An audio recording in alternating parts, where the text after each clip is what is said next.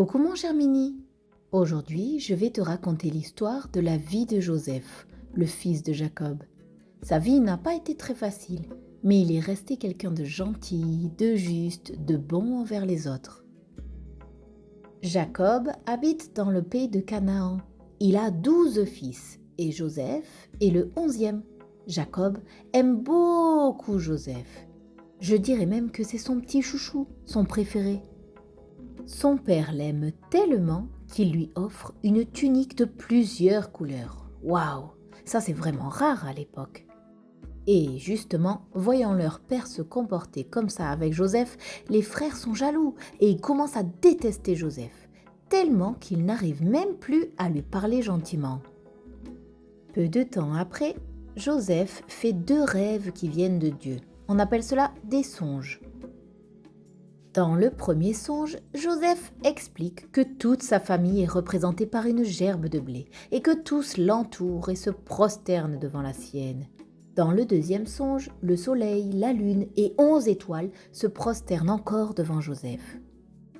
Ses frères s'énervent. « Tu penses que tu vas régner comme un roi sur nous ?» Et son père ajoute « Qu'est-ce que cela signifie? Moi, ta mère et tes frères vont devoir se prosterner devant toi ?» Mais à ce moment-là, personne ne sait exactement ce que cela veut dire et pourquoi sa famille se prosternerait devant lui. Alors leur vie continue, mais ses frères le détestent encore plus. Bien des jours passent et voici qu'aujourd'hui, son père l'envoie prendre des nouvelles de ses frères qui vont paître leurs troupeaux loin de chez eux. Les frères de Joseph le voient arriver de loin. « Oh, regarde qui c'est qui arrive, c'est le faiseur de songes !» Et écoutez-moi, venez, on le tue et on le jette dans une citerne. Yeah, bonne idée, mais après on dira qu'il s'est fait dévorer par une bête sauvage, ok? Mais Ruben, le grand frère, propose simplement de le jeter dans une citerne, de ne pas le tuer, car il espère venir le secourir en cachette. Joseph arrive et il n'a pas le temps de dire ouf que ses frères lui enlèvent sa belle tunique et le jettent dans une citerne vide. Quelques instants plus tard, ils changent de plan. Ils sortent Joseph de la citerne et le vendent à des marchands qui voyagent vers l'Égypte. En Égypte, Joseph travaille pour Potiphar, le chef des gardes du pharaon. Potiphar fait peu à peu confiance à Joseph. Il le laisse même gérer toute sa maison, car il voit combien l'Éternel Dieu est avec Joseph et qu'il le bénit dans tout ce qu'il fait. Un jour, la femme de Potiphar ment et dit à son mari que Joseph a voulu faire une grosse bêtise. Alors Potiphar le jette en prison. Mais Dieu est toujours avec Joseph. Et Joseph devient le surveillant de la prison. C'est lui maintenant qui garde tous les prisonniers. Car le chef l'aime bien et lui fait entièrement confiance. Dans la prison, 2 personnes font des rêves vraiment bizarres. Et Dieu permet à Joseph d'expliquer ses rêves. 2 années passent et un matin, Pharaon se lève et demande à tous ses magiciens de lui expliquer son rêve. Mais personne n'y parvient. L'homme à qui Joseph avait révélé son rêve dans la prison se souvient de lui et il en parle au Pharaon. « Vite, on sort Joseph de cette prison, on le rase, on lui change ses vêtements et le voilà tout propre pour se présenter au Pharaon. » Le Pharaon décrit son songe à Joseph. Celui-ci parle d'épis de blé, de vaches maigres qui mangent des grosses vaches. C'est un rêve vraiment bizarre. Alors Joseph prie Dieu pour connaître ce que veut dire le rêve.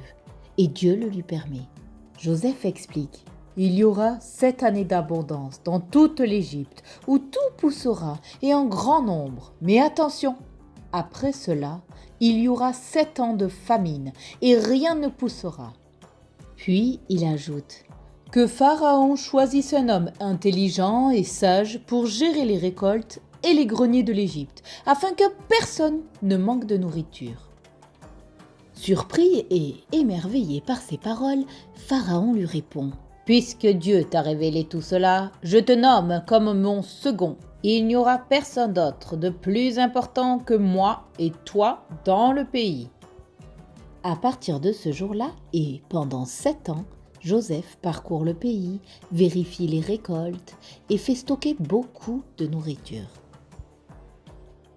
Mon cher Mini, Quelle vie difficile Joseph a vécue. Mais tu as vu combien Dieu a été toujours là pour le soutenir et l'encourager? Grâce à Dieu, Potiphar, le chef de la prison et même Pharaon lui faisaient entièrement confiance. Il savait que l'Éternel Dieu était avec Joseph et que par lui, il serait aussi béni. Mon cher Mini, même quand ta vie n'est pas facile, que tu passes par des moments compliqués, rappelle-toi que Dieu est toujours à tes côtés, comme il l'a été avec Joseph. Dans la prochaine vidéo Minilec, nous verrons la suite, ce qu'il s'est passé pendant les années de famine. Juste un mini indice, mon cher Mini. Souviens-toi bien des songes de Joseph. En attendant, si tu souhaites relire en famille la vie de Joseph, elle se trouve dans la Bible, dans Genèse chapitre 37, 39, 40 et 41.